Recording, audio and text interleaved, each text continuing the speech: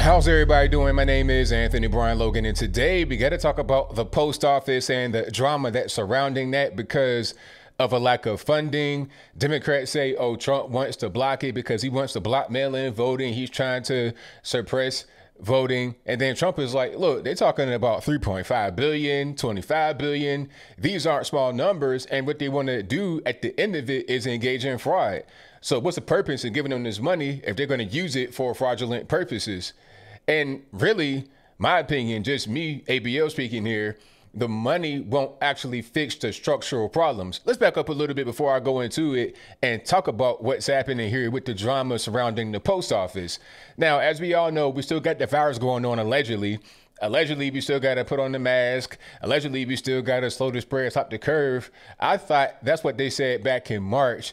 It's 15 days, slow the spread, flatten the curve. Now here we are into middle of the August month, and they're talking about November. We're still going to be on the same thing. So are we ever going to be able to stop with the mask and the semi-quarantining and distancing and not going to school, going to work? I don't know, but different story. I digress. My whole point is that they're saying that, well, when I say they, I mean a lot of the Democratic governors, mayors, etc. They're saying that the majority of their election will be mail-in only, meaning universal mail-in. Now, what does it mean to have universal mail-in voting versus absentee voting?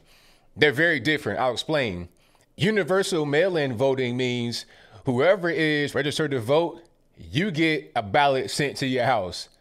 Okay? Or everybody that is like seen as a person will get sent an application to register to vote or register for a ballot, basically. So everybody gets sent the application.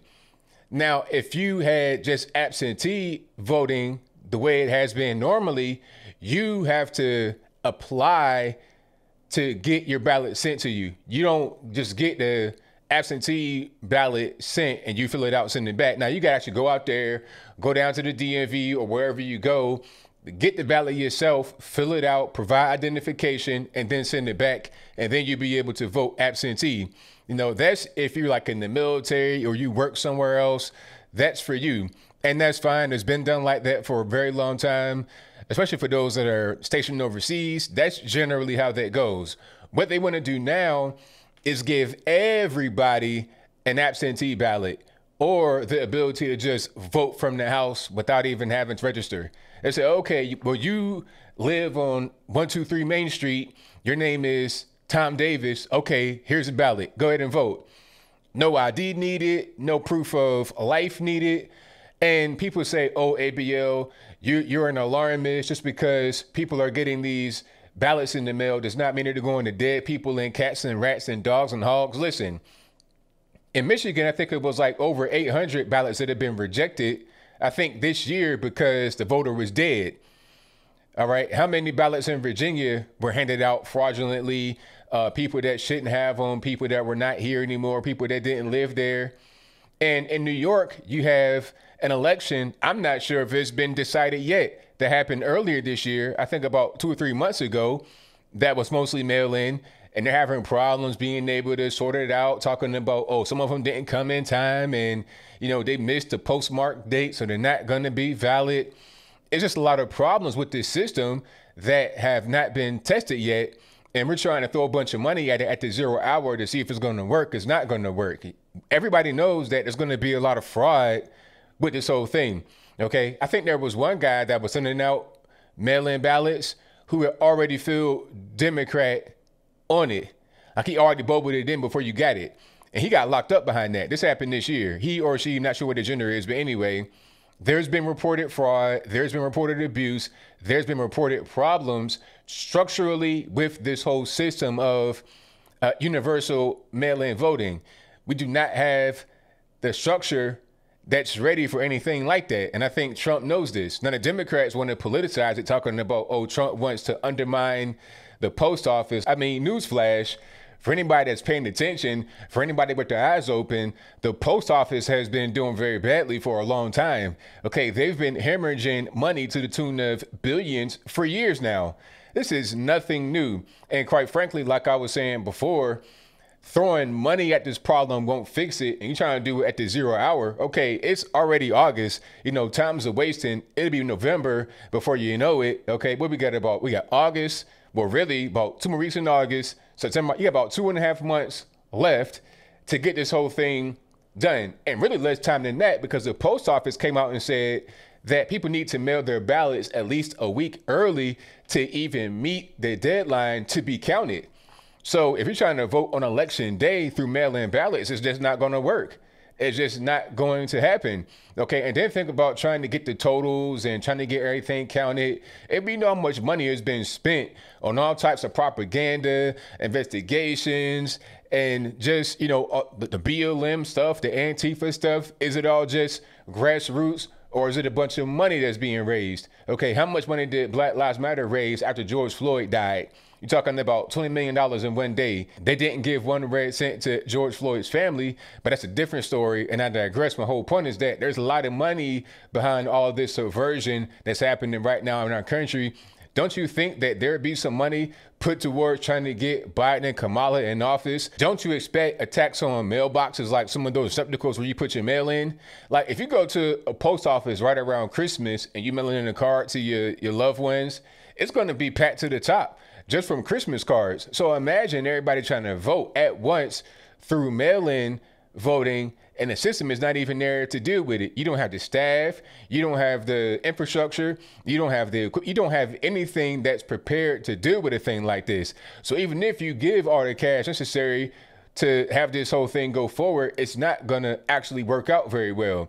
You're gonna have a bunch of people that are voting fraudulently, a lot of dead people voting, people not getting their ballots counted, a lot of mail being quote unquote lost. What's to prevent a postal worker from just saying, you know what, I'm not going to mail in Mr. Johnson's ballot because I know he's a conservative Republican, he has on a Trump hat. I'm not going to send that in.